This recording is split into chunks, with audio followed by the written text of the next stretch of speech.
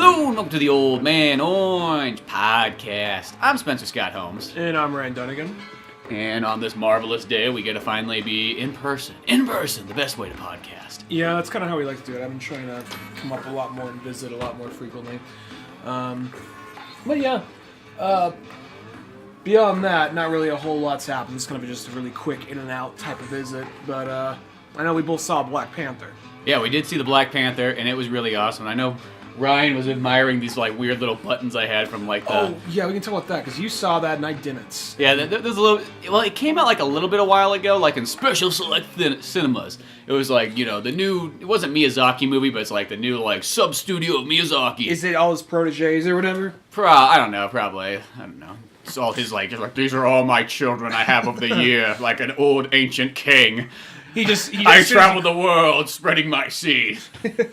He's like, I am done, now you are free. He just takes the lock off the door. Yeah. Oh, my They children. start running, just like fucking out booking it. On all fours, some of them. They grab just like paintbrushes and inks and everything like that. Doing some really like whimsical Miyazaki shit, like flying away like on a giant paintbrush or some shit. One guy just like takes his balls out and just expands Turns and into a flies hang away. glider, flies away, one of those fucking tanukis. Yeah, exactly. But no, they had that Mary and the Witch's Flower, and like we literally drove all the way down to like Manteca to go see that, so it was like 2 hours away to go see a movie. But that was the closest one showing it because I think they only played it at AMC theaters at the moment. I think they're doing another showing of it because I keep seeing ads that says like it's coming back for some reason. But I kid you not, the theater was extremely crowded because you know every time we've ever seen a Miyazaki movie, you always notice how there's nobody there. We haven't seen that many in theaters, at least I haven't. Well, yeah, I mean, like, when I say, I mean, like, you know, like, the two. Yeah, we went to go see Secret World of Arrietty, and that was even, like, us, like, double-taking, like, wait, what? Because I didn't even know that movie was coming out, like, it was a Miyazaki movie, but we were flipping through, like, what's playing, like, and I saw, like, just this girl that had a Miyazaki look to her. I'm like, is that a Miyazaki movie? I click, I'm like, it's a Miyazaki movie. I have no idea about it, but it's playing, and, like... An hour. Want to go see it? Yeah, whatever. We want to go see it? Like, yeah, sure. So that was when we just went into blind, and we're like, oh, this is a adaptation of The Borrowers. And then, yeah, we were like one of 4 people in there, maybe. If that even, like, yeah. 2 of 4, 1 of 4. Well, this one actually, I kid you not, was like jam-packed. Like, it might have been almost even like close to sold out. Mm-hmm. And it had like a weird Manteca audience. I'm not too sure. I mean, obviously people probably traveled from many moons to get there. It's, you know, when a theater or there's only one theater's playing it like in a 300-mile radius, maybe not. There's like a cat bus in the parking lot or something. Well, I don't know. It just like it had just like some of the goofiest like people that have like never like they just came out of the woodworks. Like literally, there's people there that they probably are never in the public ever.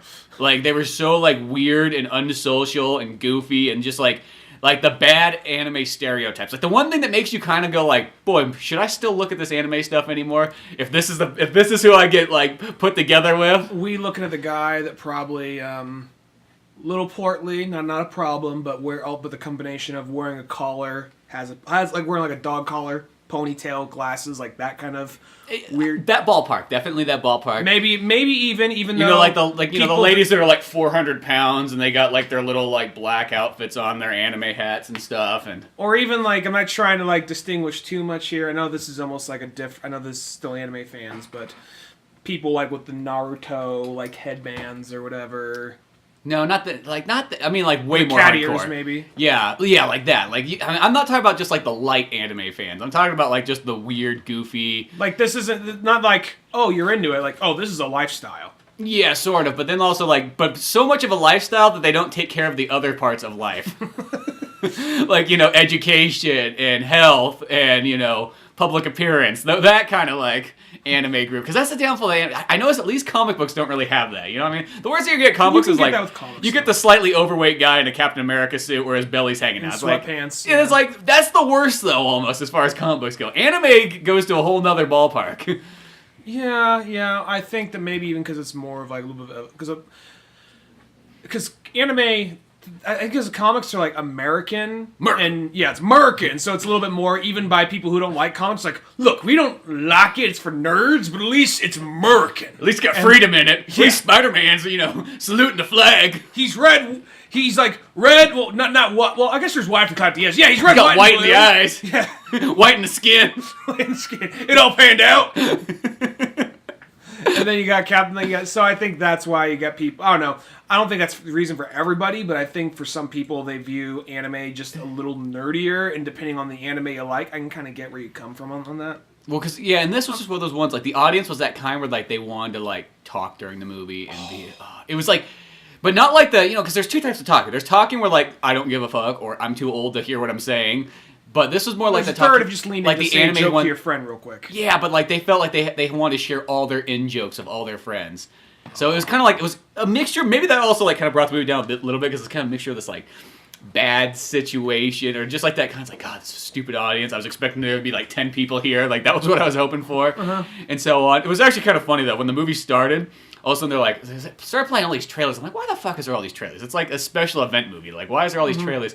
And then next thing you know, it's like the George Lucas sign comes up. I'm like, fuck, they put George Lucas's name above this? Is he the one who brought it over to America? Like, And then all of a sudden, the fucking Star Wars deck starts rolling. It's like, oh, the guy runs. He's like, my bad, we had the wrong projector going. I'm like, please tell us we don't have to watch like another like 40 minutes of like trailers again. If that's the case, you're putting on Last Jedi. Like, oh, our bad. Sorry. Yep. So of course there was it made for kind of a funny moment, but like you just realize like, oh, that wasted 40 minutes of like. Felt like AMC had like way more previews than like almost any theater I've ever been to. Yeah, whenever I go to AMC theaters, because that's when the way it works is I got 2 local theaters near me, and they're within walking distance. And chances are, if I can, I'm going to one of those. If not, I'm like, fuck, got to get on the 38 and go down to AMC because that's the closest one playing Logan or whatever. And that right there, it always is like just so many fucking trailers, and I'm kind of at that point where I'm wrong. I like going to the movies and I like seeing trailers, but I really think they're at the point where they just play way too fucking many.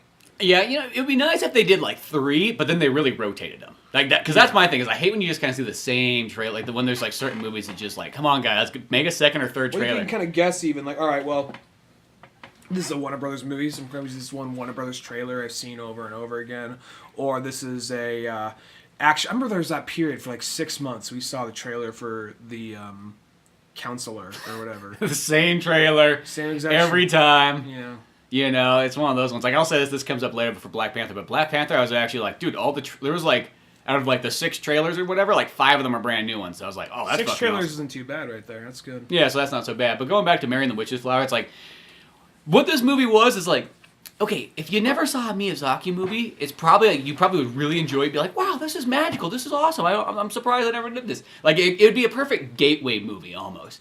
But kind of if you've seen every single Miyazaki movie, this was exactly what Miyazaki was talking about when he went on that like rant where he's like, anime is just all the same. They're just repeating over and over the same thing over again. Nobody's doing anything original. And I just picture it like, I don't want to know what the real story is. It's probably him in just like a light interview. He's probably very calm, sitting back, just like going across. But I like to picture him at like a Japanese anime con, just running around, just like so angry. Just like, it's all the same, what's wrong with it? And he sees like a Dragon Ball Z Super and he's like, no, no, no. And he grabs like a Goku statue and just starts pulling it down. Like kind of like the scenes like when you saw them taking down Saddam Hussein's statue.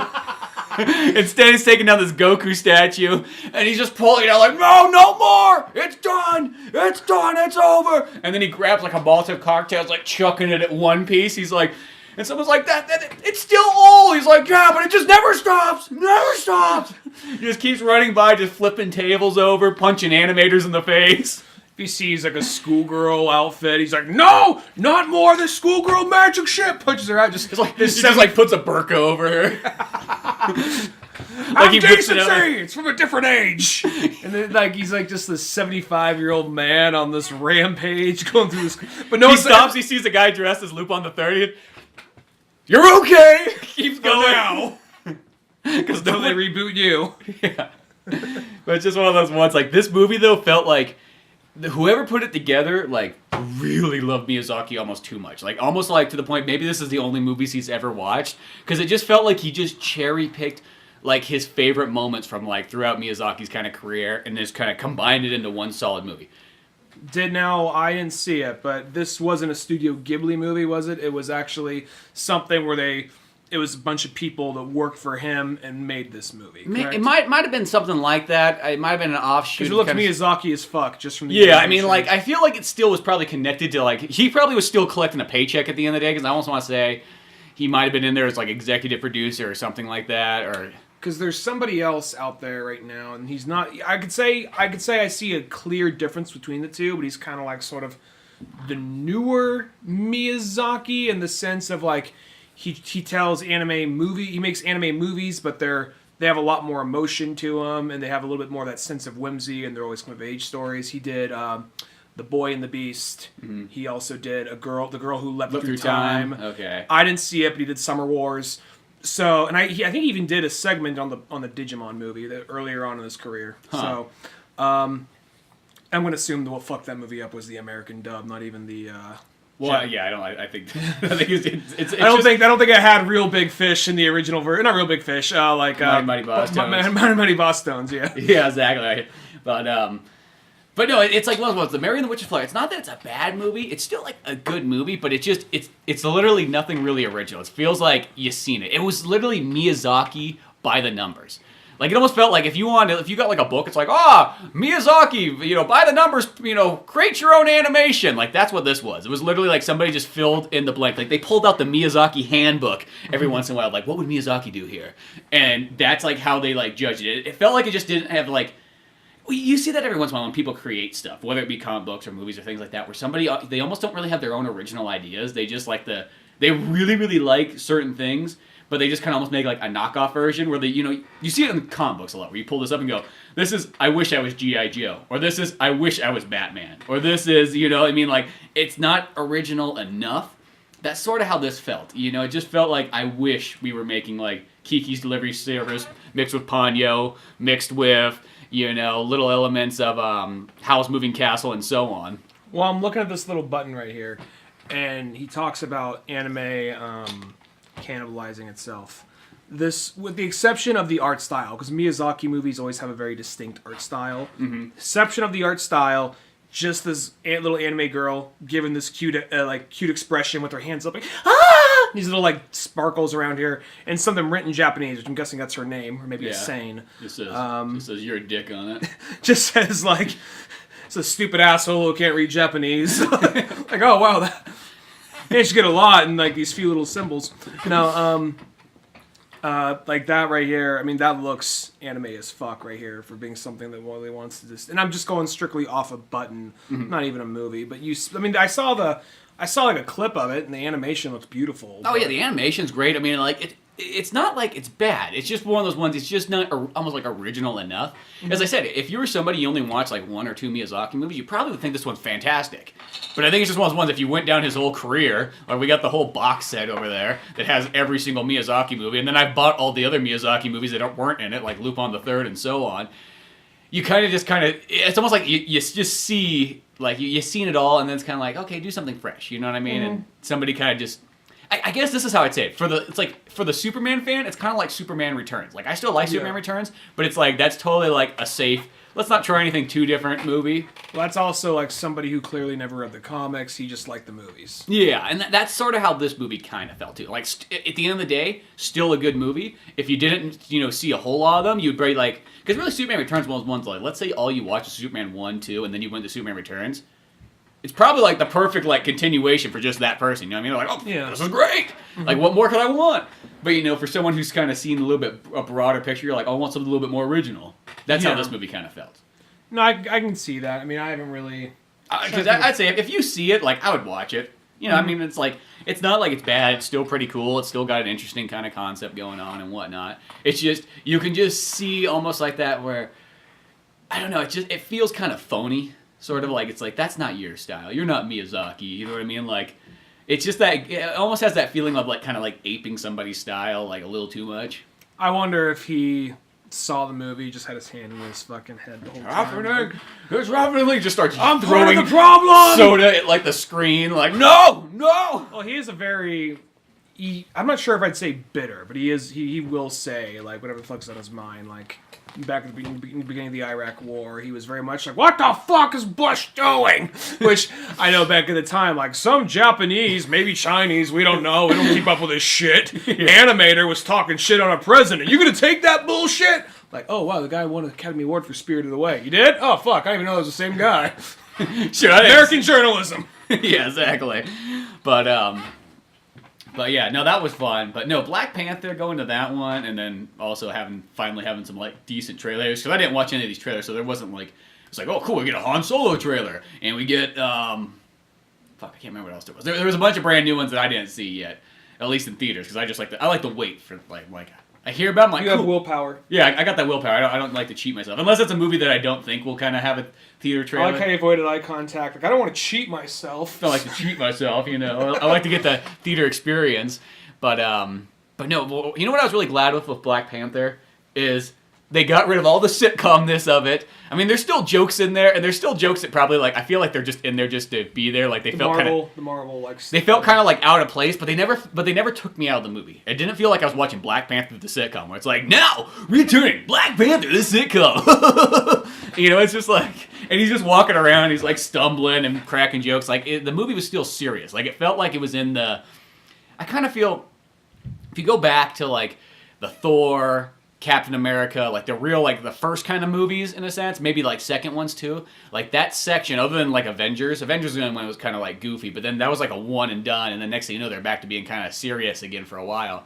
Like that time period, it's like, it's great when you watch those movies because there's almost like, if there always is a couple of jokes, but they always feel like there's so little that they never take you out of the movie, and they've never really kind of break the fourth wall, and you know what I mean? Like, if there is a joke character, it's probably just one or two guys. It's never like everybody's cracking jokes. Where I feel just like recently Marvel, it's just like they made like everybody's the funny guy. Who's not the funny guy? You know what I mean? There might be that one guy who's taken serious, or two guys, but for the most part, it's like everybody's making jokes. You know, I feel like some movies, like Thor 3, like you could literally have a laugh track going the whole time in that movie. That's how much jokes are going on. And it's still a good movie. It's not that it's bad, but even though that's one of those weird movies where you know that there's films where when you think about it, like you watch it in theaters, you're like, you know, that was okay. And then about 3 days later, you keep thinking about it, and you're like, you know what? That was actually a really good movie. I feel like Thor 3 is like the exact opposite. Like the more I think about that movie, I'm like, it's good, but I'm like, you know, I kind of like it less and less the more I think. And I don't know. I think it's just because like I think there's a couple things like. One, they just sort of destroy Thor's world. They toss out all his side characters. They just kind of waste the Warriors 3 like it's no big deal. Yeah, and I think that, you know, because I was watching Thor 2, and it's like, God, it's so badass having that scene where, like, all the Warriors 3 are fighting together, and Thor's there, and he's like, hey, I love you, Mr. Chinese man. Come on, let's go. Stay for people. It's great. You know, he's like, he's like, yo, I'm not Chinese, but thanks, Thor. You know? And finally somebody realized how to do long hair in that movie, because that's like the only downfall of the first movie is like, shit, whoever was like on the production design like gave Loki and Thor like the worst haircut. Like they did not understand how long hair works. You never leave it at shoulder length. Shoulder length is always that awkward. It bounces off. You don't know where it's supposed to be going. Kind of rubber plant dome thing. Yeah, it's like both of them have terrible hair, and then all of a sudden it's fixed like in 2, and you know, I think in Avengers it might have been fine by that point, but still, it's like they just totally kind of like, I think that's what almost bothers me. It's like the comedy bothers me a lot, don't get me wrong, in Thor 3. But what bothers me almost more when I think about it is just how they just like fucking ixnayed like all of like Thor's world. And they said, fuck, people like Thor, they apparently don't care about the rest of his thing. Here's, I think, what happened with Thor. I think the first one happened and people liked it. And it was a fish out of water story. So it's like, okay, so we get all these weird, crazy elements, but we're primarily in Earth the whole time. And it's this guy interacting with the stuff. And then they get to Thor 2, and the thing I feel kind of bad, I'm not that I feel really bad, but the thing I feel weird about Thor 2 is, Thor 2, I said, okay, here's a list of everything I want. I just want Thor to stay in Asgard and in these different realms and just fight monsters and that kind of shit. And he does that through most of the movie, but for whatever reason, the story just feels really stiff. And well, you know what? It's Jane Foster kind of ruins Thor. That's like that's the character in her group that really, if you sum it up, because I've been watching Thor 1 and Thor 2. Like, I actually like those ones a lot more. Kind of like now, and if you even watch the first one, actually most of it actually does take place in Asgard. Oddly enough, it's only like it's maybe like a third of it takes place on Earth, but it's once again it's kind of like, and that one almost sort of works in its weird way. Like Thor 1, I can feel like I can almost give like a slight pass to. The second one should have been almost more Asgard, but it's that thing where it's like, I'm moping around, where's Jane at? And then his dad's like, you fucking idiot, look at the Lady Sif standing right there. What's wrong with you, Thor? I'm saying to you this, not as like the All-Father, as your goddamn motherfucking father. I wish that's how Anthony Hopkins played him. He's like, goddamn boy, look what you Shit, got! I'm gonna release Loki on her next. God, it's my only other son. I mean, I know I just stole him. I stole a blue baby. Stole a blue baby. I always wanted one of these. Whitewashed I literally them, put him in my pocket and walked out of there. Like it was that game Shenmue. Yeah. Just take whatever. Just right in my back pocket. Whatever I found that I wanted, I put there. Oh, a child. But it's just one of those ones that's like, I feel it's the Lady Sif. And I think it's the thing is too, or not Lady Sif, I mean, Jane Foster. And I think if you go to like old school like Thor, like the old Marvel Thor, where it's like, here's this guy, he's a teacher, but he's crippled, but he really likes, ancient stories, and he's a real good-hearted man, and he grabs, the power of, since he's worthy enough, he can grab the hammer and he turns into Thor, and that's what turns him into Thor. So he's not technically Thor, he just has the power of Thor. I think that's fine for like a Jane Foster character, but once you go to like, oh no, it's actually Thor, I think you should minus that Jane Foster character out. Yeah, I could see that. I mean, granted, I know that's in the comics, but that's something I've never liked. The Jane Foster character, I feel, just takes away, like, it's one of those, if you're going to be Thor, stick to more, like Norse mythology, stick to that kind of realm. But if you're going to be the guy who's the, the teacher, who's crippled, and he's like, I'm hiding a hammer and the cane. Oh no, I lost my cane. Is that an innuendo of some kind? Yeah, one of those ones. Then I think it's fine, and I think that's the only thing that kind of brings it down. Which, granted, you get the Thor 3, and you're like, oh shit, they got rid of the Jane Foster character, and they stay away from Earth the whole time. This should be perfect. But then it's like, well, guess what they're gonna do? They're gonna throw in a lot of comedy. A lot of comedy. I mean, a lot of comedy. Like, more comedy than, like, the last comedy you probably watched in theaters. Well, here's the thing. Thor 2, I still like Thor 3 more than Thor 2. But I think Marvel realized that Thor 2 was their lowest rated movie, and people just like that one the least, it seems. So they're like, all right, you know what it is? It wasn't what bothered me. It was just something about that movie just seemed a little stiff. I liked his world. I just thought something about the movie just seemed offbeat. So I think that a lot of they're just like, what if we just took him out of Asgard and made it more like Guardians of the Galaxy and just amped the fuck out of the comedy? Mm-hmm. And like I said, I enjoyed the movie. It's just one of those movies that was just you were going to like whenever we're going to talk about something we like about Marvel, we got to spend 20 minutes kicking something in the dick we don't like about it. But this leads in though. This is a perfect lead in to Black Panther though. Is because, and once again, Thor 3, it's still fun. It still has some really good action in it. When it does things right, it does things right really well. Yeah. It's just the comedy, and then I think just like, when I think about just the ending of the movie, just really killing off Thor's world. I mean, not just lightly killing it off. I mean, like, it'd be one of those ones if the Warriors 3, let's say Asgard fell, and Odin dies. I mean, I get that. That kind of makes sense just for like the Ragnarok and all this stuff, and make the story feel more epic. But if the Warriors 3 and Lady Sif and all those would have joined Thor and came there, I think I would have been like, yeah, sure. But once you just kind of see them all just like crappily killed off, it's kind of like, I don't know, just like that's just like totally like just. We're like, hey, we got Spider-Man coming in. Let's get rid of Thor. We got the Guardians of the Galaxy. Apparently, they're way more popular. Let's get rid of Thor's world. We don't need to see this anymore. And I just feel that kind of bothers me. There's the Asian dude. He at least had a fight scene. If you kill off the Warriors 3... He had a fight scene, yeah. If you kill off the Warriors 3, it's like, all right. And I'm not even one of those people who's a huge Thor fan or a huge fan of the Warriors 3, but I just recognize that they have a fan basis and people have been following these characters. So when you open up and the two, like, the guy, Ray Stevenson's character, and then there's the blonde guy, when they're there... And then all of a sudden, just two knives shoot through a portal, and they're gone. They don't even get a fucking line. It's like, oh, damn, they just flat out wasted these bitches. I know, it's just, no remorse. Yeah, it's just... It was kind of like, this is an homage to Ultimatum. Yeah, exactly. That's what it is. You just, like, stumble across pages and see what happened without really knowing what happened. Just turn a page. Oh, shit, Daredevil's dead? Turn a page. Oh, God, Wasp has her guts eaten out? I'll turn another page. Shit, the swords came through and the Warriors... He's dead? Yeah. Yeah, that's pretty much what it was. And now coming into Black Panther fixed all that kind of problems, I felt. Like, the story was taken serious, it stuck to like his land like pretty much the whole time. Because I was always kind of thought to him like, I was just gonna kind of be like, oh yeah, here's Wakanda. By the way, let's get out of there. Let's go to London. You know what I mean? Like we're just gonna hang out here for the rest of the movie. You know what London is, right? You only see it like in 90% of the movie. Well, 90% of movies take place in Europe. Well, I know people said this about Captain America, but I felt a little bit about this. This seemed a little bit Captain America seemed a little bit more kind of like Bourne Identity to some extent. This one seemed a little bit more like James Bond. Captain America 2 seemed a little kind of like Bourne Identity, kind of. Just more of the espionage kind of shit.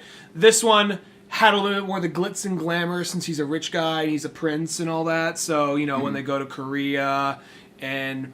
The movie has... there's a lot of things going on. I feel like the thing about Black Panther is he's such a interesting combination because he's kind of like Batman in the sense. All right, Batman doesn't have the enhanced strength, but the thing is, okay, he knows nearly every martial art. Yeah. He's one of the smartest guys in the world. He's got technology. But then he feels like a little bit of Aquaman in the sense of he's part of the secret society that a lot of people don't know about. Yeah. So... Yeah, no, he does have these kind of like mixed things, which I think makes it kind of for a cool character, and I think always Wakanda is always a neat place. Whenever you see that in the comics, it's just one of those places where it's like, that's cool. Like that's always a place that needs to be explored more often because it's more like, you see him like, if you watch like the Avengers TV shows or something like that, and like, they'll always have Black Panther in there for like a moment or something like that, but they never like go totally into like his stuff as much. He's always kind of like put in the shadows. Like Tony Stark's like, yeah, he could be an Avenger, but I got a payroll to fill here, you know what I mean? I'm only going to pay shit. Thor, have you seen how much he eats? Yeah.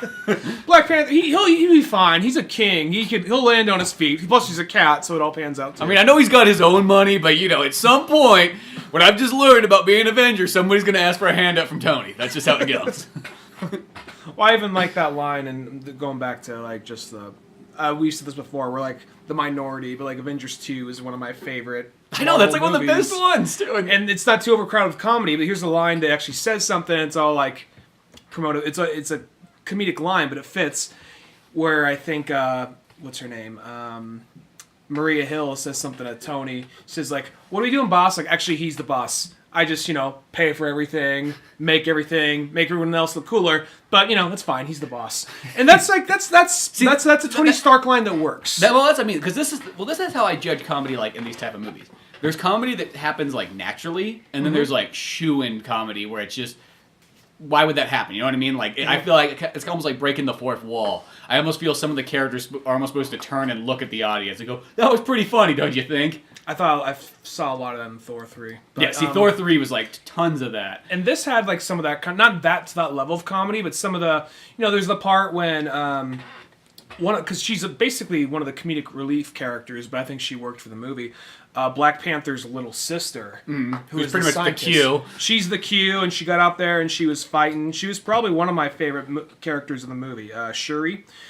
She, at some point, when they're testing, like, he's like, okay, why don't you hit this, because that's where they make the kinetic energy suit. She says, why don't you hit the suit? He's like, you're recording this for scientific purposes. And then she hits the he hits the thing, goes flying back, runs into something, cut to the next scene. That's comedy that works. Well, because that makes kind of sense, because it's like more just like she's just playing a practical joke on it. They do have some, like, I can't really remember them, because they're not that bad, but there's a couple jokes in there I felt like almost like somebody in Disney's like, you got to put a joke there, but there's not supposed to be a joke here. No, put a joke there. People want jokes. When they just kind of put one in there where it's kind of like, you can kind of see it's kind of like a, I see what they're trying. It's kind of out of place, but doesn't take me out of the movie. You know what I mean? The only one that really stood out to me is when they go to like the gorilla tribe, and there's a part where everyone's like, I'm with you, and the king is in the corner like, yeah, can you guys get out of my place now? That's like the only one. There's the one where he's like just starts fucking yelling at the Hobbit.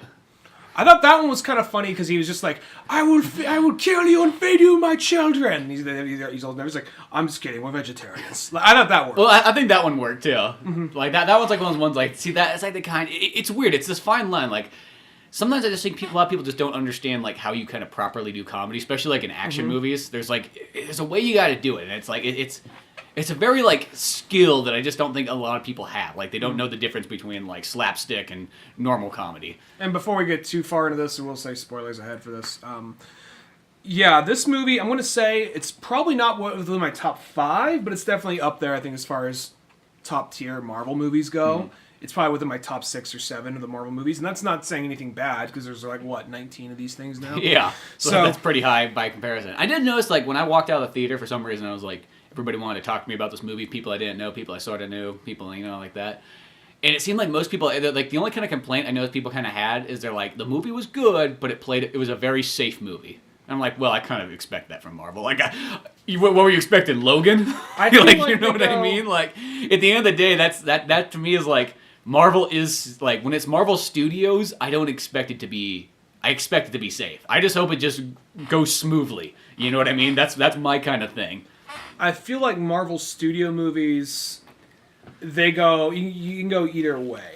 I feel like a majority of it is going to be safe, but then they're going to throw this other thing in there that kind of surprises you, whether it be, like, controversial or not. Like... The idea that Michael B. Jordan's character, Killmonger, is inciting a race war, I think that's kind of ballsy for a Marvel movie. Yeah, well, plus, and Michael B. Jordan's character is like pure amazing. In this. He's like one of the best, because people always talk about like how Marvel villains suck, and I wouldn't say they suck, but I can see that a lot of them aren't as fleshed out as other characters, but at the same time, there's the handful that stand out to me, and I know some people disagree with this, but the ones I think everyone agrees Loki. But then you got Killmonger, you got Vulture from Spider-Man Homecoming. Yeah. I think Ultron, a lot of people say Ultron's just a mean robot. Like, oh, I thought that he had a lot of personality and he had a very simple plan, but at the same time, it makes sense that I think he had a lot of personality, and that personality makes sense why he'd have that because he's from Tony Stark. And then there's a fifth one I was thinking of. Red Skull, of course. Red Skull was kind of just your average, like, I am evil because I'm Nazi! But, well, yeah, they had that sort of, because it was like early Marvel Studios. And I get that. But like Red Skull, I just think, in general, let's not say movies, but just in general, I think Red Skull is a really good villain. I think that he works, and I'm not complaining about Red Skull, but yeah, there's a fifth one that I was thinking of that seemed like, I thought actually Zemo was interesting in Civil War.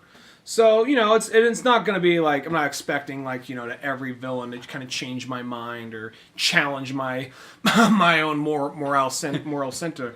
But at the same time, I thought Killmonger was, plus Michael B. Jordan's like, I think one of my favorite newer actors.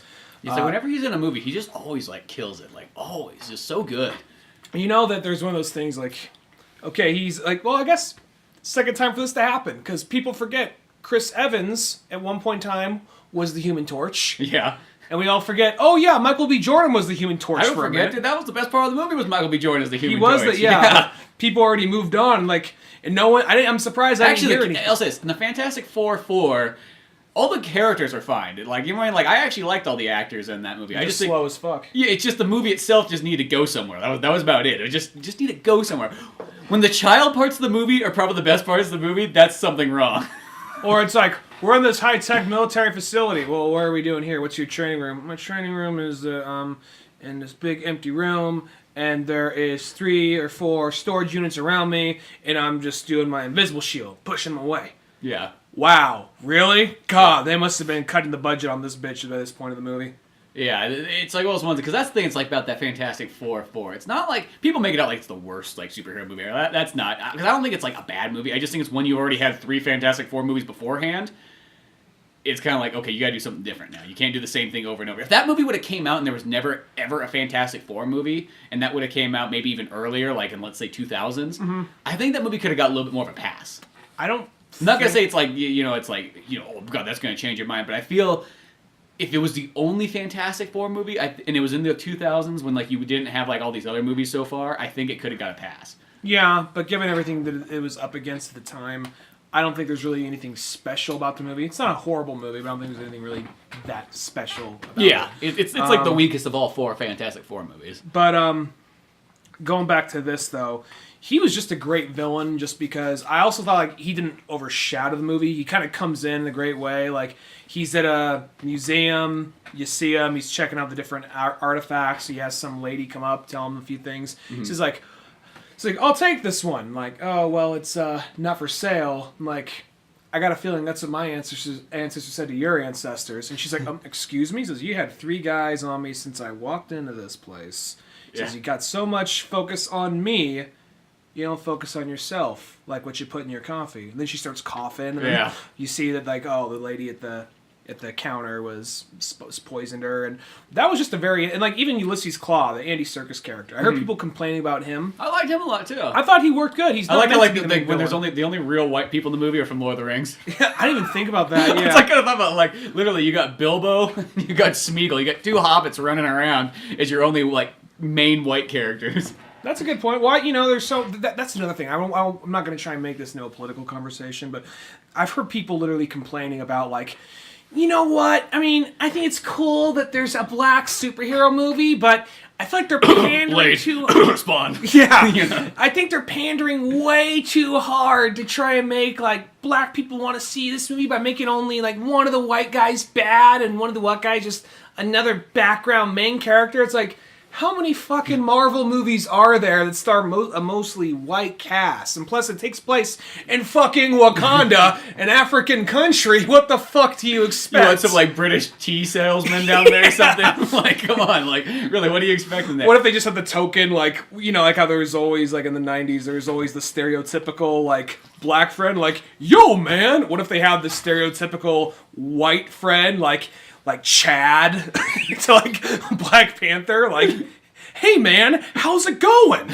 Yeah, one of those ones. I just got back from Bed Bath & Beyond. Hello, Chad. You like your Bed Bath & Beyond, don't you? Oh, yes, I do. Maybe we'll go to Starbucks after this. Thanks for putting a Starbucks in Wakanda. It's great here. I love black people. Yeah, like I know, Chad. They just high five. Like, you never go on the adventure with them. Whenever they go back to Wakanda, he's in the room with them. That would be like the character in Undercover Brother that's played by fucking... Neil Patrick Harris. Yeah, Neil Patrick Harris and stuff. But they're like... When he's like Eddie Griffin's like, dude, how this white guy get a job here, like in the most underground, like super secret black organization and stuff like that? And the boss is all like, affirmative action. I just think it's funny. He's just like as white as you can get, but he's still like a real good guy. No, I almost give it like Craig is like this is the one thing I kind of thought I was like, so that movie was like jam packed. Like that movie was just as crowded as any other Marvel movie, and I kind of wondered. Like I was just doing the thing because in certain theaters across America, just because it is America. When there's a black movie, no different than an Asian movie, no different than probably a Mexican movie, the chances of people showing up for opening day is very slim. I'm just going to point that out. I bet you a lot of people in America could point that out, that when you go to a certain movie, there's just not as many people showing up to it. And I just kind of wondered with this one. I'm like, will there be? And then all of a sudden, it's like, this movie's jam-packed. I'm like, that's like actually like a record-breaking thing because a pretty much a movie that's like 99% all black, and you have that many people showing up, that's actually pretty darn impressive. I mean, just as like a whole, like that to me reminds me like that's a progressive thing. Now some people go, well, yeah, duh, it's a Marvel movie. I'm like, yeah, but still, if Marvel is the gateway movie, that's cool. You know what I mean? That is, and Marvel. You said that when you went to go see Straight Outta Compton, it was a pretty empty theater, but the theater. The sad one was the Tupac one. There was literally nobody but us three. But there was same with Birth of the Dragon. There was nobody there either. I can see that. There might have been like one. Yeah, there might have been one other token guy, like some. Well, I feel like 40-year-old martial arts fan. Well, I feel like I mean, one of the two movies that like killed records. Well, last year, Get Out killed records. Like, oh wow, this movie fucking killed the box office way more than we thought it would. But that's what the movie really has, like, there's actually more white people in that movie than black people. Just saying. But it was all from, like, a black dude's perspective, and it's more of just about race relations and all that kind of stuff. And then you got Straight Outta Compton, which also broke records. Like, oh, wow, people really care about the NWA? It's like, yeah, people fucking like NWA. So I think it's just one of those things. Like, and then we went to go see, say, something like Proud Mary, and there wasn't many people there, and I haven't heard anything about that movie. Well, that movie was, I think, only we were so excited about it just because it had that poster. If I saw a trailer and not that poster, I probably would not have gone and seen the movie, in all honesty. Well, the trailer might have probably still sold it, because you would not have known exactly. The movie wasn't even all that bad. It was just kind of like, all right, It was a little bland. That was about the only thing. It was bland, and I was hoping, like, I'll say this, if the rest of the movie was like the last, like, 20 minutes of the movie, I probably, because she has that cool action scene. They're all playing like a Tina Turner's Proud Mary. Tina Turner version, yeah, Proud Mary. They're playing that. I'm like, oh wow, this is pretty awesome. The movie was more like this, but it was a lot more of that really forced kind of drama and kind of like it wasn't bad, but it wasn't. No, yeah, it's not. Yeah, it was not a bad movie, but I think just because it was sold like to look like kind of like a '70s action, almost like black exploitation film. And the poster is just of her and her afro, just a bunch of guns and people's faces holding guns and all that shit. And it was just like, oh shit. And Danny Glover and all kinds of stuff. And it's like I'm fucking sold. Let's check this shit out. And then it's like, and then it kind of goes for like just being like a light kind of subtle movie. I mean, it has cool stuff in it, but it's just one of those ones where it's like it needs just a little bit more like to it, and that was kind of a bummer there. And I think that something like because I haven't really heard anything really about that movie, neither bad nor good. But Black Panther, though, I think first off, it's a character who's been around since I think at least the '60s. Because it's created by. People even said it's like, well, you're having a superhero based off the Black Panthers. Like, actually, no, he came up before the Black Panthers, but okay. Yeah, because he's created by Stan Lee. I think I almost say in the '60s too. Like, yeah, he was created by Stan Lee and Jack Kirby, and it was Stan Lee and Jack Kirby, and the thing about this, I think Stan Lee, what a lot of times he would do is he would like make the first couple issues of a comic. Says, all right, you guys figure out the rest. Yeah, on to the next. Well, that's like X-Men. I think he wrote the first 13 maybe, and that was it. Maybe a little bit, maybe 20 something. I think he was on Spider-Man for a long time. Yeah, I think Spider-Man he stuck for a while, but the rest of them it's almost like he kind of created the character, created the backstory, and then just let somebody else take it over. Got the ball rolling. Like, you guys fucking figure it out. Yeah. Next. How about a guy who makes weapons and has a fucking suit? All right, cool. How about this one? He's mad that he turns gray. People don't like gray. Fuck it, green. Green. All right. Who doesn't like green? We all like green. We know, Stan. Fuck you. You think you're so fucking special. Get out. You didn't create Spider-Man. You didn't create the Fantastic Four. What's so fantastic about you, Bob? Tell you that right now. Comes out, he's like, I know. We'll make Ant-Man. Okay, Stan, I think you're really pushing. I said shut the fuck up! Okay, we'll get right on it. Yeah, you better get right on it. One day there'll be a movie about someone called Ant-Man. No, there won't. Yes, there fucking will be. And I'll have a cameo. I'll always have a cameo. Even in shit I don't make. Even in death, I will still have a cameo. They will just wheel me into there. That's going to be in my will. They'll CG me in that shit. No, I don't want CG. I want them to literally wheel in my cups and make it look like a puppet talking. They can never kill me. Like, oh, he's on this real major power trip. I don't know why we just turned him into this fucking monster. But But no, Black Panther. I think just the fact that it stays in Wakanda, you could bring in all the audience. People seem to really generally like it. I mean, I guess by playing it safe, there is that sort of. As I said, I kind of expect that from that's what you get from Marvel Studios. If you want a movie not to play it safe, you go watch a Fox or a Sony movie. You know what I mean? Like, that's called not playing it safe. That's called not really knowing what you're going to get. Yeah. Well, I'll say that it played, like, Marvel, they kind of, depends on how they play it safe, because they'll try different things. Like, here's an example. Guardians of the Galaxy was, now it's not like, you say play it safe. I mean, we're not talking about like an R rating. We're just talking about like thematically and certain things about it.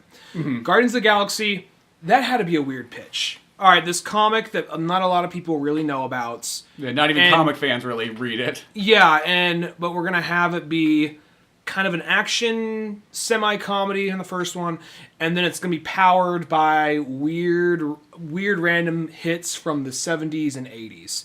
Like, that seems kind of like a fucking stretch. I'll make it fucking happen. Mm-hmm. And just the idea... We're going to get the guy from Tromaville to direct it and write it. Yeah, that's... And then they also, like... Not only that, we're going to get a guy from Parks and Rec in it is the main character. Like, really? A guy from Parks and Rec? Yeah, the fat guy. Yeah, we'll have him do push-ups. He'll get there. Yeah. Okay, because that's the thing. When I first heard about the movie, I'm like, I didn't watch Parks and Rec, but like, I don't think they're going to take this movie seriously. They're getting a comedic actor to play this character, and then sure enough, the movie comes out. Well, it's funny because it's like, yeah, he starts off, as a comedic actor, but he actually has become like an action hero. It's kind of weird. It's like, how many times has that happened in life? It's happened a few times. I mean, that's even how Bruce Willis started off. But at the same time... Well, he had the one show. He had Moonlighters? Yeah, Moonlighting. Moonlighting, yeah. I don't think that was like a full-on comedy. It had comedy in it, but I don't think it was... I thought it was a comedy, like a sitcom. No, it wasn't a sitcom. Okay. I think it was just a movie that, or a show that had like comedic elements to it, but it wasn't like a full on. You know, it wasn't like laugh track sitcom. Oh, okay. But like it's one of those things though. I think the fact that they kind of knew how to balance that movie out and pace it out, like, oh wow, this really weird random thing with just like the right balance of humor and action really sold itself to people when science fiction really has trouble doing that. And then you get to say, so let's jump over to something like Black Panther. And part of the story, I'm gonna say, is kind of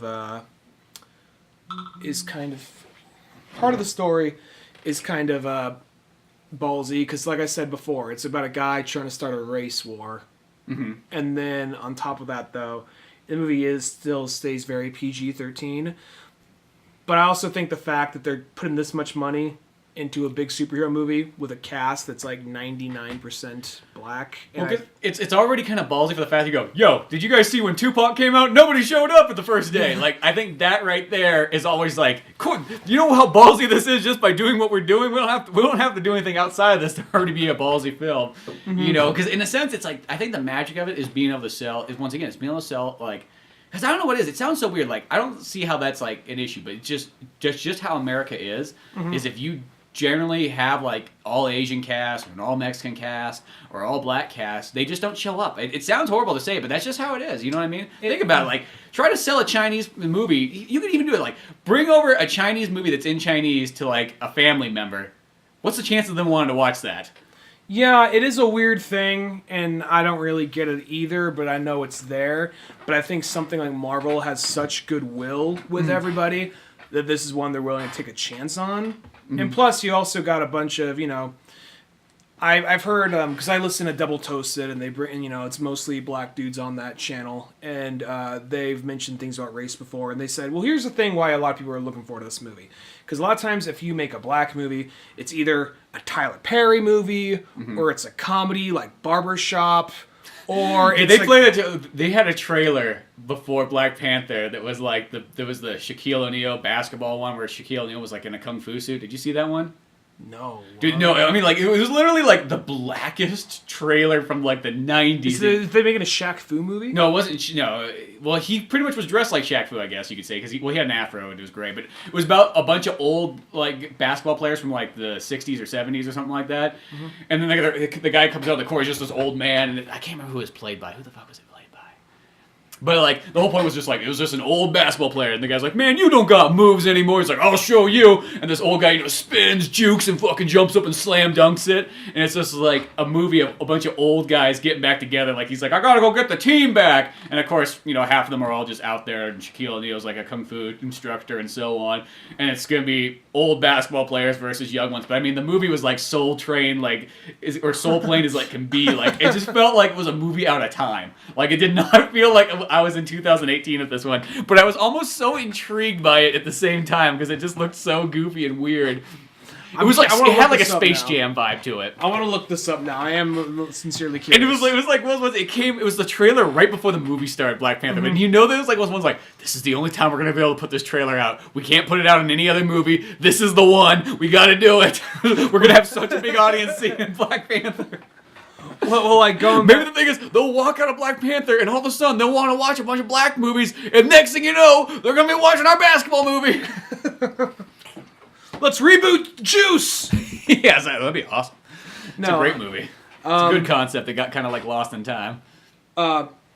Just going back to that for a second, though, I feel like. No. So going back to what they were saying, they're saying that a lot of times black movies are usually either comedies or like something like, okay, here's like where you see a bunch of black people getting whipped about slavery, and it's always a hard drama. Yeah. It's like it's really so if you look long enough, you can find movies like Blade or something like that where you got a Blade even too. It's like, I'll say this: those are the kind of movies where it's like there's more just one black guy in it at the end of the day, and it's just like it stars a black guy, but the rest of the movie has a bunch of generally white people in it, or a handful. It's like not full black, I guess you could say, or it's not like mixed there.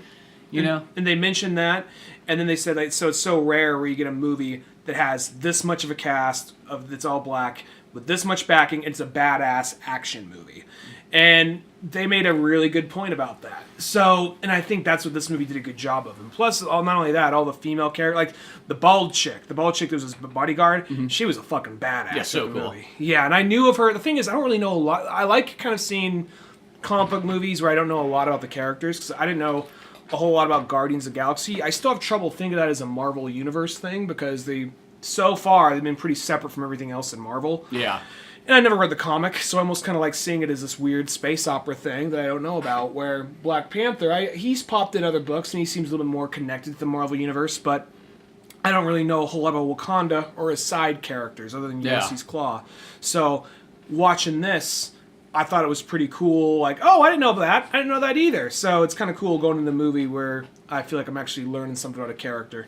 And you know what I thought was also another cool thing? Is because in all these movies like this, there's always that one scene that comes up where it's just like, okay, here's Falcon, or here's Captain America, or here's Iron Man's cameo, or something like that. This movie didn't use any of that. And I thought that was actually really smart. Just be like, no, you're here for the Black Panther movie. You're not here to hopefully hope that Captain America's going to run by and throw a shield. Or, they didn't have to rely on pulling in another big character to try to help sell Black Panther. And I thought that was actually really smart. Like, did not do that. Speaking on that, because you know that, I'm not sure, maybe they'll say he's somewhere else in Avengers 3, but end of Civil War implies that Captain America's hiding out in Wakanda, which has me wondering, well, all this shit is going on, is he just laying on a couch like, yo, your Wi-Fi's down, I just thought you'd like to know that. He just hangs up and just goes back to, like, watching TV. Yeah, exactly. He's like by poolside. How's it going? No, I'm still keeping an eye on Bucky. Yeah, that's... You got the... Yeah, I know you got it. Come on. You're the Black Panther. You got this shit. All right, cool. I don't want to get involved in this, me carrying around the American flag and everything like that. It's just going to seem a little weird. He's not going to understand it. My America's not the same as his Oakland America. Since I live in San Francisco, when the beginning opened up, it says Oakland 1992, so many people fucking cheered. Well, that's the thing, is Oakland just never gets represented. You know what I mean? So it's like, yeah, there we go, finally. Having a lot more movies, even though it was probably more of like some random parking lot and that apartment was a soundstage. Like, it's Oakland, don't worry. Yeah, exactly. You know what I mean? Well, it's like, that's what I always thought was cool about, I think it's, the Jet Li movie, Romeo Must Die. I think that's the one that takes place in Oakland. I have to watch that again. It's been so long. Great movie. So good. That's a good movie. I really dig that one.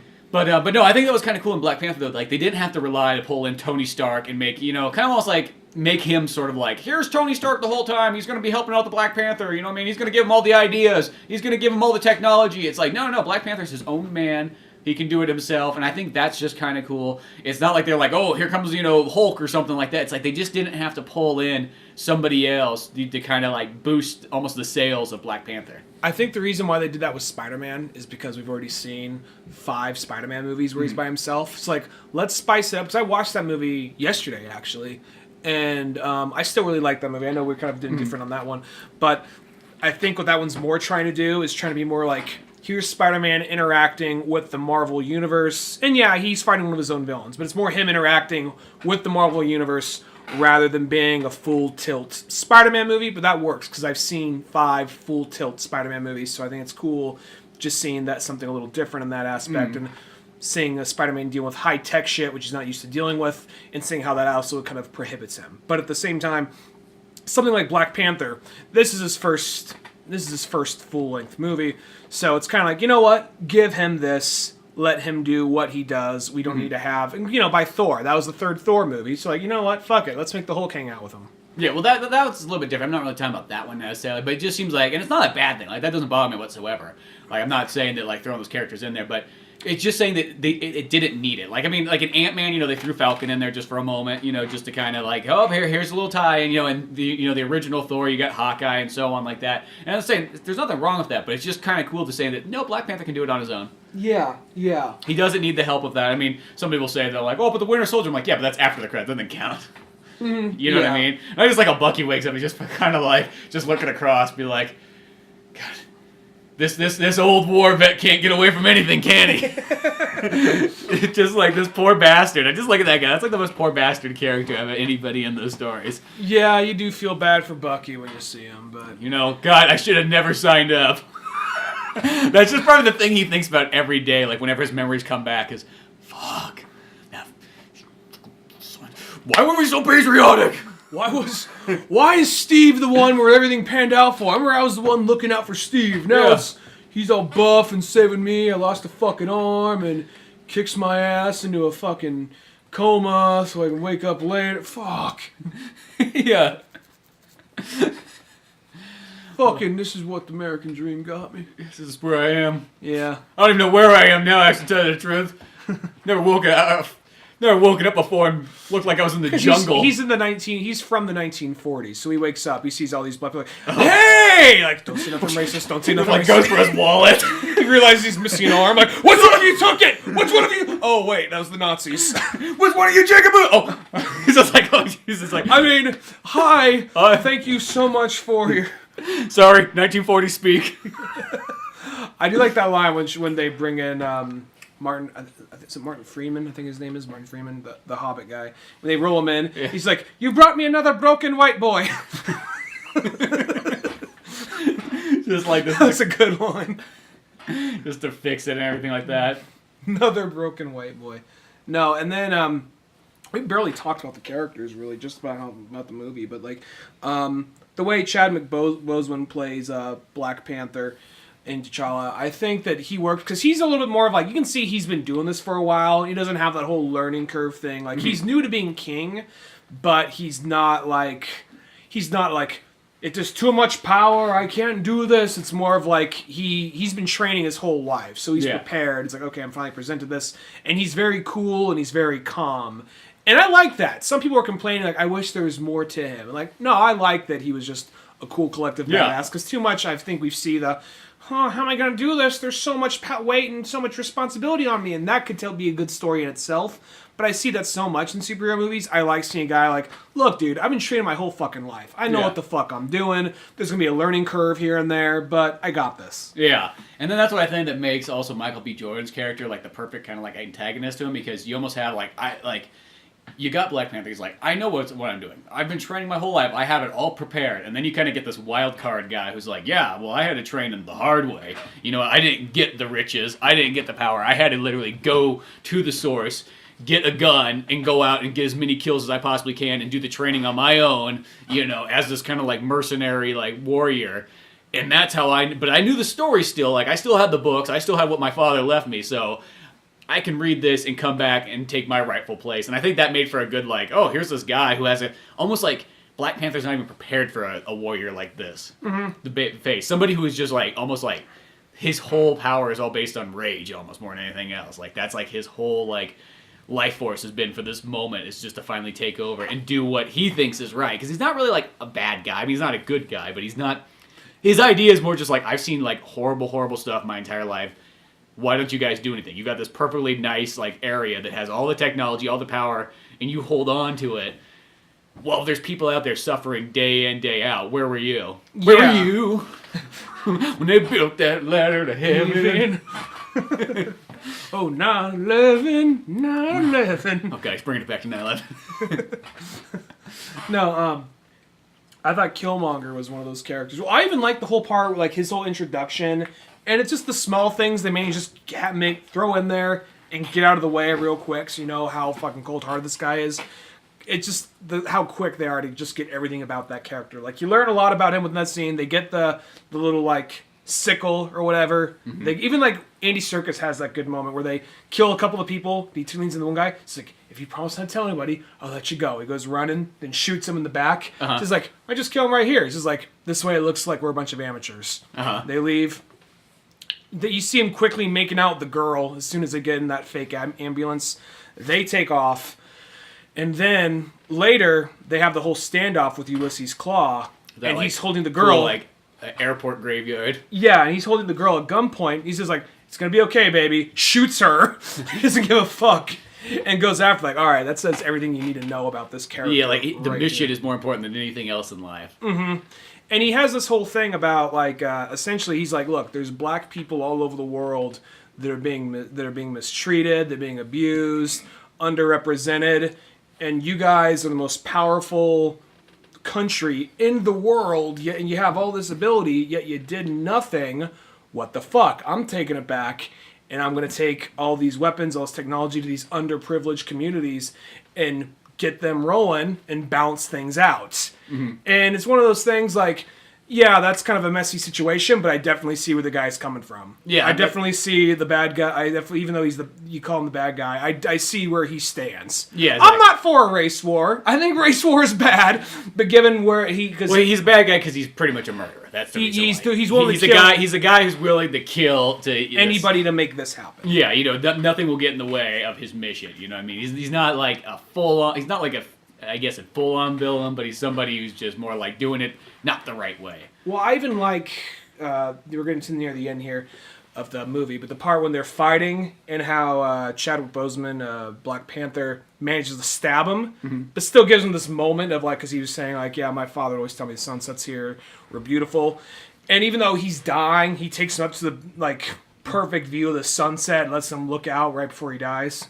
Yeah. He's like, we can get you help. He's like, what? So I can be in jail for the rest of my life? Yeah. And I think he said something around that line. He's like, he was right. Just look at the sunset. Then he just fell over and died. So fucking kicks him over there. It's like, how do you like it? Not so fucking fun now. Just like, God, fucking Black Panther was so fucking calm and collective until this one point. And he's like, yeah, fuck you. But he's just face down the ground. He's just like stomping on his back. Like, fuck you, you're fucking dead. Oh, it was so touching a minute ago. And it's not supposed to be like funny. It's just more like fucking like weird violence. I fucking like it, huh? This movie's directed by. I think this also makes sense why he had the thing to Oakland at the beginning because he's from Oakland, I believe. I think he's from Oakland. He's at least from the Bay Area. Ryan Coogler, and he did Fruitvale Station, Creed, and this. So I'm gonna say this makes him 3 for 3. So yeah, especially for Creed because Creed's so good. Yeah. So good. It's like one of the best Rocky movies. I think I like Creed more than this, but this is probably my second favorite movie he's done. Yeah, I did. Well, Creed's kind of a hard one to surpass. Like, that movie is like, talk about taking a franchise that people don't think.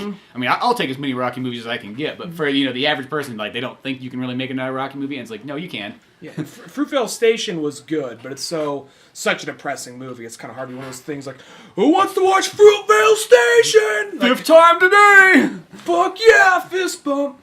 Yeah, one of those ones, but it's a good movie and it's worth watching. So. You know what I always say about Wakanda too is like, okay, what if you're those guys that have to hang out like, because they always say it's like, oh, the rest of the world just knows Wakanda is this crappy third world country and stuff like that. So, but to portray that, some people got to hang out in like mud huts, petting rhinoceroses, and. Just like, going around fucking tilling the weeds all day long to look as poor as fuck. And it's just kind of like, oh yeah, by the way, we're not allowed to go back to the, the fancy, most powerful city in the world. Maybe have a rotation. That's what I'm thinking. I'm thinking it's a rotation. Or those people's like, you know what? I'm kind of done with this whole city thing. I want to go live in the country. Feel the grass beneath my feet. Maybe there's those guys out there too that's like, that's what they want to do. Well, there's the one guy who, I don't remember the actor's name, but he was the dude from Get Out. Who was training the rhinoceroses. It looked like his whole clan was out there, but they had a whole secret thing. Maybe it was more on the fringes, because it seemed like there's different clans. There's like 5 different clans that made Wakanda. It looked like his was out there. I thought what was interesting about his character was how it was one of those things like, he more cared about revenge than anything else, and since, I'm forgetting the character's real name, Black Panther, but, What's his real name? His alter ego name? I said it earlier. Chitala? Something like that. Well, Black Panther, since he failed to bring back Ulysses Claw, he's like, you're going to actually do something, right? We're going to kill this motherfucker because he killed my family? Like, yeah, we're gonna do it. We're going to bring it happen. Awesome! He's like, he slipped away. Motherfucker. And then all of a sudden, Killmonger, Michael B. Jordan comes in and says, like, look what I brought you. Like, bro! Yeah, this random guy comes. Dude, this guy just got here, but look what he brought. Best homecoming gift ever! Looks like that's all that guy cares about. He just has, like, Ulysses Claw's head, like, mounted on his wall. Yeah. Like in the bathroom so you can face fuck it. No, yeah, it definitely has that. It's like almost like his gateway in. They just let this they don't let anybody in here, and then all of a sudden this guy's like, oh yeah, he brings his body in. Let's bring him in. That sounds safe. Well, it's like they got across that, okay, he had the thing tattooed, he knew all this stuff about them. So but like, even still, nobody knew who this guy was. Nobody knew who he was. There was enough there to like, all right, throw him on some handcuffs. He clearly knows about him, about us. Let's question him. Then he says, oh yeah, your traditions make it so I have to come in here. Oh yeah, that's right. They did because he's technically a possible other prince. Yeah, that's right. So by that stand, he kind of gets in there, and so on. But then, well, it's just kind of funny because it's like that part. It's like where it's like he's like, where Black Panther's telling his dad, he's like, "Dude, why didn't you bring that kid in there?" He's like, "I don't know, another mouth to feed, fucking hell." Shit. He's like, "What? What are we gonna do with that kid, huh? Think about all the cool stuff you had as a kid. You would have got half." You would have had to split it. Don't we have the money? Shh, don't find me on this. I will say, there's that whole part where they bring him in. I was kind of thinking like, because he's like, how was I supposed to know which kid it was? There was 10 kids out there playing basketball. I never met him. I was kind of in a rush. I was about to go down and park my giant floating spaceship. Yeah. He was fine out there. He was with the gang, How was I supposed to know? Where we come from, a gang's a good thing. A gang means you and your lion buddies, Lion buddies. I figured that kid probably had like a pet rhino to come help him out if shit came to it worse. Yeah, I didn't know. What a gang meant is you sell drugs and shoot guns. I mean, shit. We don't got that here. I was only in Oakland for like 10 minutes. I had to kill my brother and leave. No, there was I was gonna say that it is. I will say. I mean, maybe they do reconnect, and I'm just forgetting. But there's the part where he's just like, "Hello, father. It's so glad to see you again." He has like 2 or 3 visions of his father. His father's there to grant him some sage-like wisdom. And then, it's like the scene in Lion King when he looks up at the stars. Yeah, I was like, is he gonna Mufasa his way into this? But no, he doesn't do that. You could almost, I was gonna say, if someone wanted to, they could almost just if it was like a lion instead of panther, you could say, "This is the Lion King reboot." It almost kind of it has that not like character for character, beat for beat, but I mean that kind of it has a very Lion King vibe to it. I'm like, I don't know if that's exactly what it's Disney, so I mean I'm gonna say it's not out of the question. If it was just lions instead of panthers, yeah. Yeah. But no, it's all about they're like whoa. Panthers is East Coast, Lions is West Coast. Get it right. Biggie versus Tupac. Come on. What was I gonna say? Oh yeah. I'm surprised they didn't come back around. This is like, "Father, you were a fool! You did not do this! You all failed! You were wrong!" He never goes back to his father. "I'm sorry I said that, father." It's just kind of like, God, I had a spirit vision with my son this one time. You're just really sitting around this powwow of all the leaders of the past. They're all in panther form. They're like, my son comes back and apologizes to me all the time. My son didn't. We one time I was passing on the mantle to him. It was all cool. We all got along. Then he came back like, "Dude, come to the party." He said, "Fuck you," and left. Not his exact words, but might as well have been the same thing. Might have well been. He started to pick up on that Oakland talk. He started listening to that hippity hop that he listened to over in the States. You know what else? This always sounds funny. You know what else this movie kind of reminds me of? Is Coming to America, the Eddie Murphy movie. I've heard that several times. It's like the super. It's the action version. See, maybe that's what people want. Ready to clean the royal penis? Yeah, that's what they want. They're like, we want that kind of ballsiness to it. Black Panther 2. He's like, "I need to go to Queens to find a wife." Instead of McDowell's, it's Burger Queen. Burger Queen. It's played by Queen Latifah. Oh shit.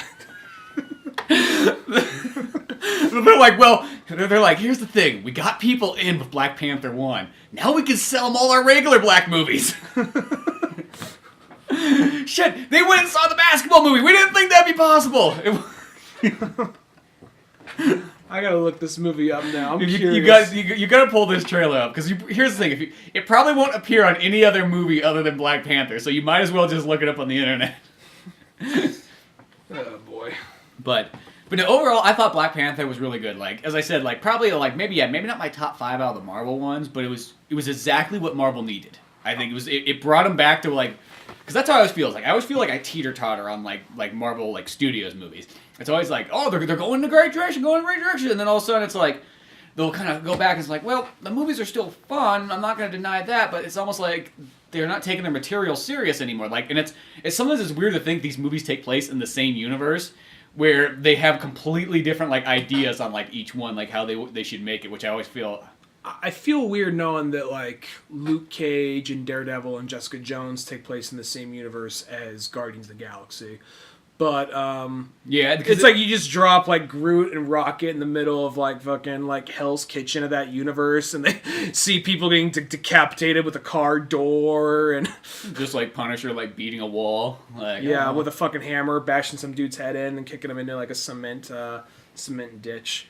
Yeah, sometimes I feel like, I mean, I know what they're doing. They're trying to do kind of like different takes of things like that, but it's almost like, I feel like, so sometimes it feels a little bit weirdly balanced. I will say that I just imagine just them like just all these fun characters just want to have a good time. They've killed people, but it was off screen. It wasn't in a non-violent way. They suddenly just see Punisher just like stabbing fuckers in the face, just like, oh god, oh, like just backing away like Star-Lord or like. Well, see, that's what they need. They almost need to do like, because Punisher needs a movie, because that's where Punisher shines. He doesn't shine very well on TV. He shines better in movies, and it's like, give Punisher like a movie and make it just one of those ones like, oh, it's the rated R fucking Marvel Universe flick finally. And it can be one of those movies where it's more like Captain America and like Tony Stark are like, shit, we gotta go track this guy down. Like, yeah, he's like doing good, but he's doing good like in a crazy way or something like that. And then almost have that thing where they can battle him that way, and then there becomes like maybe a third villain or something. You never know. Like, I could see them doing the thing because they just need to cross over those characters. I think those characters they would do better like, because the TV universe is just kind of, I don't know, it's just kind of boring. I think because after DC sort of does their stuff, it's sort of like, how are you going to compete with that? You know what I mean? The characters are cool, but like, some of my favorite characters are Daredevil and Punisher, and it's like, I'd like to see them shine a little bit better in a movie instead. I'll say hell, I'd take just the Daredevil Punisher movie. I'll say this, because I know that you are not really a big fan of most of the Marvel TV shows, because they kind of linger, they kind of go on for a while. And They're just boring. That's the thing. It's just like, they're great characters, but they're boring. I'm going to say just skip to Daredevil Season 2, because the thing about that is he's no longer wearing the half-assed black suits and sometimes fight crime. That's still courtroom drama, because that's what Daredevil always has been. But there's still, from the get-go, he's fighting Punisher. Now, Punisher doesn't wear the skull till like the very last episode, but it's still Punisher. Yeah. And they have a great scene where Daredevil is tied up to a chimney, and they're like, Daredevil's tied up to a chimney. Punisher is debating his ideals back and forth. Kind of like, when you hit them, they get back up. When I hit them, they stay the fuck down. So, and I'm going to say, you may not like all of them. You might like Luke Cage. Luke Cage is one of my favorite ones. And because I really like that character. Yeah, I like in Luke Cage Season 2 of Daredevil. See, what somebody needs to do is somebody needs to go and literally make an abridged version of all those shows and just cut out all the crap in the way. Because I think maybe there is good material there. It's just, I just don't like that. It's just TV slowness. I mean, I don't know. I compare it to like Arrow, and I'm like, well, Arrow is a very more progressive show. Like, things are happening left and right, and that's the thing. So I just would like to see somebody that's like, that's what I need. I need like the Dragon Ball Z Kai version of these like Marvel TV things. Just so, I don't know, it's just one of those ones, like, I feel like those shows are just unnecessarily long to be unnecessarily long. Because they're always like an hour long. It's like, why are they, 45 minutes is already too long. Why would you want to do an hour? Like, come on. Like, back the fuck up. I want to say Luke Cage. They still treat that one a lot like a drama, but the action's consistent for the most part. There is one point where he gets shot with this weird bullet, and the bullet's stuck in him for a while, and that kind of slows the show down for like 2 episodes, but it gets picking it back up again. I like Jessica Jones. I know you weren't big on that one. I didn't like that one. The only one I really didn't like, full on didn't like, was Iron Fist, because I liked that character, but he was just so like, he just seemed unbalanced, because there's this thing where like he was kind of like hey, like kind of oblivious, hey, I'm Danny Rand, I'm Iron Fist, and then other times he's very petulant, like, yeah, well, I went to Kunlun and I know the magical Fue and you don't, so man, so it's just like, it was kind of go back and forth, and it was just very slow, and there's like not nearly as much kung fu for being a show about a guy that knows kung fu, so, you know. Yeah, to me, it's one of those, I would rather just have movies of those things instead. Like, TV just always means like, oh, I'm just gonna get the half-assed version. Like, I wish Daredevil just had more movies, like, instead. Because I look at the Daredevil movie with Ben Affleck, fucking amazing. You know what I mean? More of that, less of everything else. Watch Season 2 of Daredevil. Yeah, and Luke Cage. I think it's just so hard for me to go like, God, it's like fucking 10+ hours long for each one of these things. Like, just shit, one a night. I got things to do. Just one a night. Try one a night and see. That even takes forever too, because then it's like I can't watch other things. I think that's what makes it tough. It's like I'm just not a TV person, mainly just because it's like you have to make such a sacrifice in life to watch TV. I know that sounds so weird to say, but it's like, you got to give up so much. It's like, shit, to watch this Daredevil show, I pretty much have to like stop watching movies for like 3 weeks. I guess because I guess I don't really have my time formatted in a way, because I know that you're always working on the comic, and I try to work on stuff as well. Usually when I do watch something, it's probably before I go to bed. So. That's about the only time I watch stuff, right before I go to bed. Mm-hmm. And I notice my like average time, like whenever I notice, I'm like, I always seem to get tired like right about the 45-minute mark of stuff. It's like, that's always about it, so. So when it's a show, it's a full hour. It's just like, oh, it's just that weird like, and it's just like, well, I could do that, but I could also watch a movie, so that always kind of outweighs a lot of things too. Yeah, well, I'm not gonna, I'm not gonna say like you gotta watch it, you gotta watch it, but I think the shows are good for the most part, but they're not perfect, and I get what they're trying to do. They're trying to make the dramatic, harder version, which they like. I don't know if we can sell these characters as a movie, but we could definitely give them as a show. Those ones are better, but there's like the ones that are like, we got Inhumans on ABC. It's like, Nobody no cares. one gives a fuck. I don't even like the Inhumans. It's like, that's just like the knockoff of X-Men. Like, yeah, they're like, we none also none of the Inhumans are really that cool of characters anyway. I mean, somebody could probably argue that if you're like really into it, but whenever I've looked at the Inhumans, it reminds me of like, if you had DC, it's just like going into year 3000 and having to see fucking Cosmic Boy and that gang. Legion. Yeah, it's like, Inhumans reminds me of Legion. It's just like, Well, Inhumans is like, okay, what's this guy saying? He's really smart, but when he talks, like, destruction happens, so he has to be quiet, but there's a lot he has to do. That's Black Bolt. And then there's a lady with long hair, and then there's his brother who wants a spot, and they live on the moon, Inhumans. That's the tagline. Yeah, exactly. It's like, who else kind of... like how it trails off, and the font gets smaller as it goes. Just kind of keeps going. I like how I go like this thing. It's like, you know what? I just don't have this time to go watch fucking Daredevil and all these things. I love Daredevil, but you know how it is. But I did watch the Scooby-Doo and Batman Brave and the Bold movie. That was a must. Which is actually really fucking good. I'm sure it is. I like anything Scooby-Doo. Do they acknowledge, like, oh, we've done this before, but it's different? Who? Scooby-Doo or Batman? They act as if it's the first time they met, or... No, yeah, it's like the first thing. It's different. It's not like the Adam West. I wasn't sure if they just do this thing like, oh, hey, what's up? We've done this again. You look different. Yeah, I know, you look different, too. I was going to say. Yeah, no, it's more like, I think... Because there's that new Scooby-Doo show. Well, I say new, but like new for us. It's not if it's not from the 1960s or 70s, it's new. Yeah. It's not Scooby-Doo and the 13 Ghosts. Oh god, that's the best one, dude. Like, I was looking that up too. As I'm like, God, I've always wanted to have them. Like, oh, they sell the season pack of that, all 13 episodes. Does that show actually? It doesn't have an official ending because the show got canceled prematurely. Yeah. So That's the only downfall. Vincent Price is like their Zordon, isn't he? Yeah. That, to me, is the best Scooby-Doo show ever. Scooby-Doo and the 13 Ghosts. And I know, like, it's funny because I was reading some Amazon review. I just kind of fell down that. And people kind of, like, some people think that it is the best Scooby-Doo show. And then some people, like, but it doesn't have Fred and Velma in it. And it's got Scrappy. And I can deal with Scrappy. I don't like Doofy Doo. Like, there's the gray one. They're just like, no, I'm fucking here, too. There's that one. Like, oh. The retarded Doo. Yeah. Like, Derpy Doo or whatever the fuck his name. I don't know what his name is. Well, it's like Scrappy Doo never bothered me. Like, I actually kind of like Scrappy Doo. I mean, I know it's just like he's like, let me at him. All right, dude, just chill the fuck out. He's just got short man syndrome, but still. Yeah. But I think it was what I liked about it because I remember being a kid and I love Scooby Doo, but like in the original show.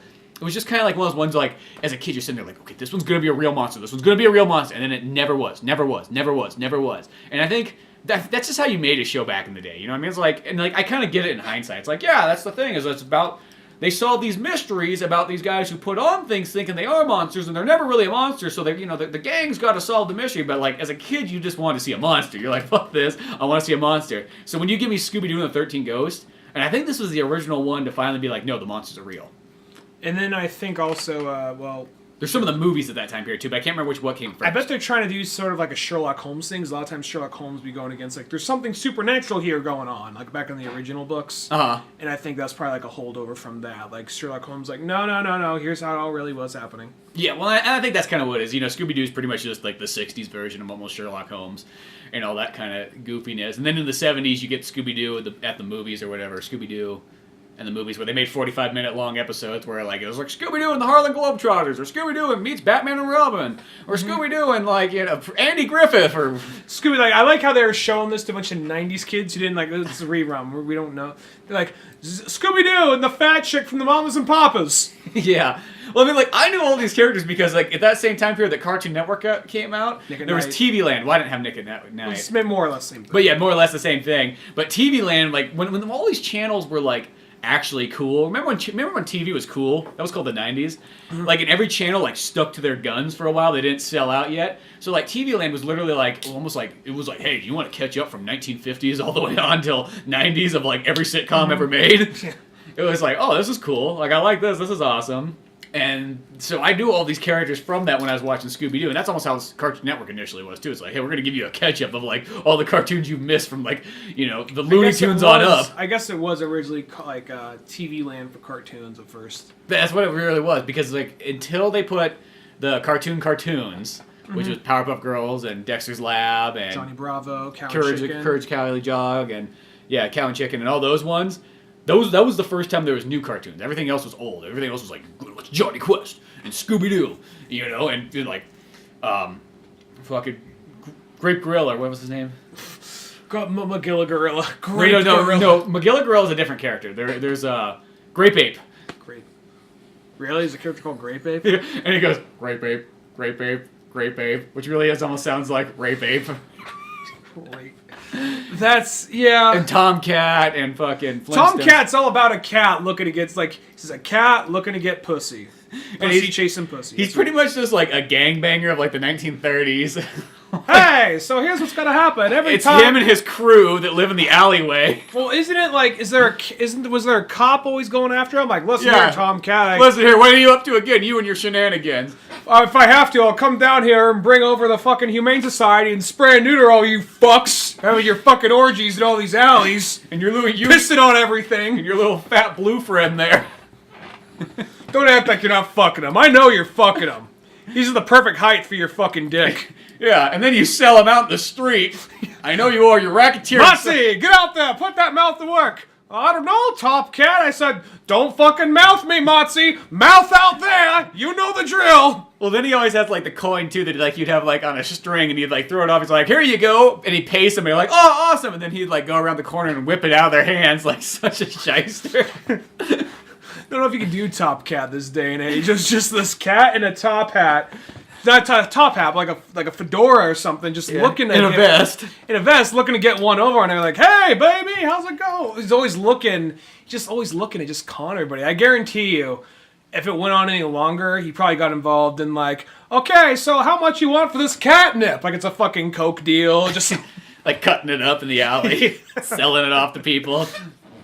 So that's totally what it was. Straight enough, that was actually one of my favorite shows, though. As like, jeez, as far as I like want to see old Frank ones. Miller's Top Cat. Yeah, just the dark edge. The So we'll see Sin since City they're doing version. all those other like new like Hanna-Barbera stuff like in comic book form. Like, I want to fucking write the Top Cat one now. Like the idea of just like they just do this big heroin deal with all like the South Side cats. Says then all of a sudden, you know, the little guy who was hiding in one of the bags, which they didn't bother to check, gets out like. Opens the door for him. They all get in there. They'll hold him down. They'll just knife them in their sleep. They just take the shit and run. And I think there's also dogs that chased him in Top Cat too. Like that was there was a police officer, and then there was like, because I remember them like running on top of like the fences and things like that. That was kind of like their escape route. They can't fucking get us up here. Like, no, I shouldn't say. I was almost gonna say like. A fucking Top Cat movie, and it's like a heist movie. Like, no, that's a mistake waiting to happen. It'd be a CG. They would ruin fuck it up. If they went the full like distance, like if they could do it right, it would be amazing. They wouldn't though. It would be like a Scooby-Doo kind of thing. So or like Yogi Bear or whatever. Yogi Bear should have just been Dan Aykroyd and Justin Timberlake, literally dressed in the Yogi Bear outfits. Everybody else refers to them as bears, but no, it's just them naked running through the woods. Just be treated as some weird art house film. I just think that would be just so hilarious. Just picture Dan, because look at Dan, he'd have like the gut hanging out and everything. He's got the hat on and just a tie. Just some family sitting after their picnic baskets. Like, look at the bears! Look at the bears! Look at the bears! Look at his cock! some family at a fucking picnic. Like, they just see some naked man in a fucking tie, just in its hat run down, just zoom, like a big shot, just some big fat floppy cock swinging around. Justin Timberlake falling up behind it like a bow tie. Jeez, Yogi. Well, you should have got away with fucking the Ranger's wife. Hey, you boo boo. What he doesn't know ain't gonna hurt him. The laugh track. Hey, check it out. There's a picnic basket. I don't know, Yogi. I don't think the Ranger's gonna like that either. Shut the fuck up, Boo Bear. I'm gonna slap the shit out of you, Boo Bear. You need to know your fucking place. You always stay shows the family looking over there. Just shows these two slapping each other. Justin Timberlake. You'd be like, oh, look at those two bears are fighting over there. Know your fucking place. Don't speak out of line. Stay 3 steps behind me with your fucking head down. I don't like it, Yogi. It just smells like shit back there. It's like, hey, you would only That's all know. you fucking deserve. Oh my god. It's real. Like the guy's like, I have a fucking vision for this. And I just love how everybody refers to him as bears. Like people don't see him as like only the audience sees that. What if like the Ranger is the one guy who sees him like, there's fucking 2 naked guys running around stealing picnic bags? Like, you mean the bears? They're fucking men! It's just like some weird thing. He's trying to realize if he's crazy or if the world's gone crazy. He doesn't know. He doesn't know which one's which. And these guys are always fucking pestering him. Yeah, exactly. One of them fucked my wife the other day! And, like nobody can hear them talk except for the Ranger. The Ranger's the only one who can hear him speak too. So this is like adds to his like, is he crazy? The fucking bears are running around. They're just frolicking in the woods. Like, first off, bears don't run around frolicking in the woods. They fucking kill shit. Okay? Yeah, that in itself should be a thing you're questioning. Have you ever noticed that the big one's always slapping the little one around? They're just wrestling and playing. And he looks over at them. You smell my fucking ass, boo-boo! This is all you deserve! Look how abusive he is to him. Yeah, exactly. One time I saw them like, Yogi was fucking a picnic basket and Boo Boo was jerking off on it. This is getting dark. Go see Black Panther, folks. Yeah, believe me, it doesn't have any of that. It's not a man running around who's caught a panther and he's just bare ass naked. Imagine somebody like, I don't know what you're gonna put in the tags. Like, oh, I wonder what something about the new Miyazaki movie and Black Panther. Like, I agree with that. Okay, they're talking about Hanna-Barbera. Oh, jerking off on a picnic basket while fucking something. Okay. Well, it's bound to get there, I suppose. We almost should have like how long does it take before it gets to somebody jerking off in the corner? like how much time does it take before it gets there? A little timer in the corner. Like is there like an exact number that it happens at some point? But no, like at the end of the day, seriousness. I'd like to see more of those like not Warner Brothers, but Hanna-Barbera comics where they kind of take old characters and do them again. Because like that Flintstones one was really cool. The Wacky Racelands one was pretty neat. The Scooby-Doo one's cool, even though that one just like keeps going on and on and on. It has more dialogue in any issue than I've ever seen in my entire life. Takes like 2 to 3 times as long to read one of those Scooby-Doo comics as it does like any other issue. Yogi Bear should be a horror one. No, I just think it's one of those ones like it's cool. I feel that nobody really buys them because it's like, who is this selling to? You know what I mean? Like I'm like excited about this, but it's literally like talking about selling to somebody from like the '60s. Yeah. You know, I mean, Scooby-Doo's like I was like he's a character that transcends like time. You know what I mean? Like kids know him. Yeah, because he's always in something relevant. You know, so even like there's 60s Scooby-Doo, 70s, 80s, 90s, and so on. You get like a pup named Scooby-Doo. Fuck. All those like time period stuff, but yeah, no matter what, I'm always interested in Scooby-Doo movies and things like that. Like that Batman the Brave and the Bold one. It was fun, because I like both Batman the Brave and the Bold and Scooby-Doo, and you just combine them together and make it kind of goofy and wacky. Why not? I'm fine with that. You know, it's got funny jokes and so on in it. I learned that what Batman drinks when he goes to a store and goes to order, he drinks buttermilk. Really? Over ice. That's so gross. I'm like, alright, this is my man. My man! Well, if Batman does it, I guess I'll do it. Buttermilk just sounds so fucking gross though to drink. Really? Yeah. I don't even know what buttermilk tastes like. I know what milk tastes like, and I know what butter tastes like, but I don't know what buttermilk tastes like on its own. It's usually something you throw in as an ingredient. Well, it's like something for cooking and things like that. Yeah, like that. But I've It's always been interested in drinking it, and then I saw Batman drinking it, and I'm like, oh. It's like half and half. Like half and half. Like, I love fucking drinking half and half. I can't. Yeah. It's so good.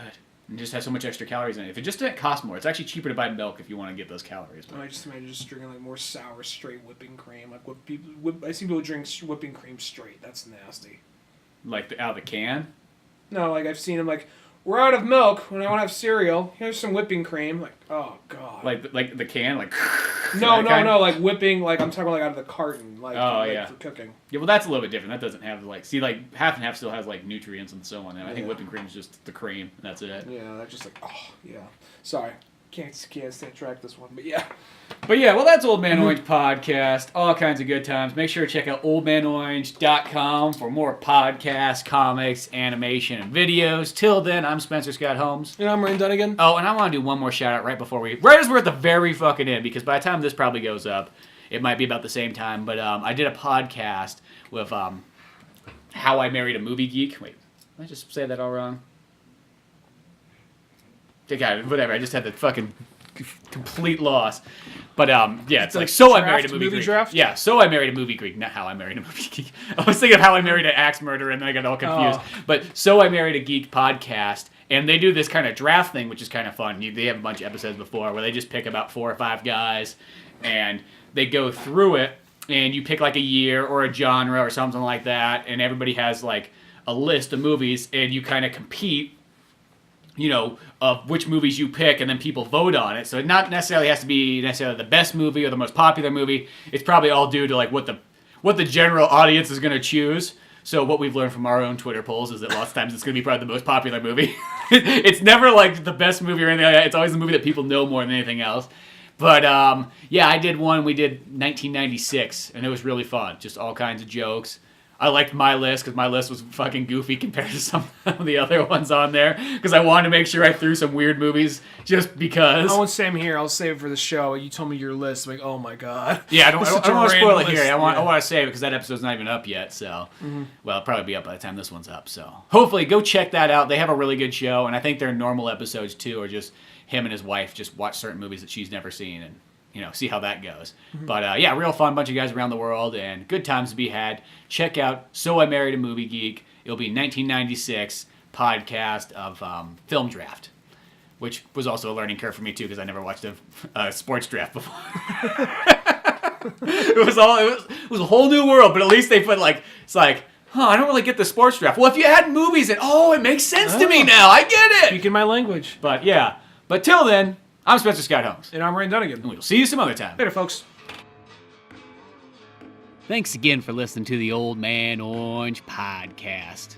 Be sure to check out oldmanorange.com for more podcasts, comics, animations, videos, and a whole lot more.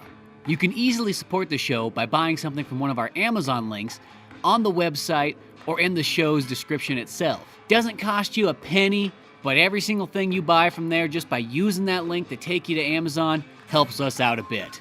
You can also really help the show out, though, by spreading the word the good old-fashioned way. And rate and review us on all the sites that you find this podcast. Anything from iTunes to Podbean to Newgrounds, YouTube, you name it. Any little bit helps. Give a sub and share it to your friends, family, any jamoke you see out on the street. You let them know about Old Man Orange podcast. And be sure to check out the Old Man Orange comic book Pizza Boys on both Amazon and Comixology. Till then, we'll see you some other time.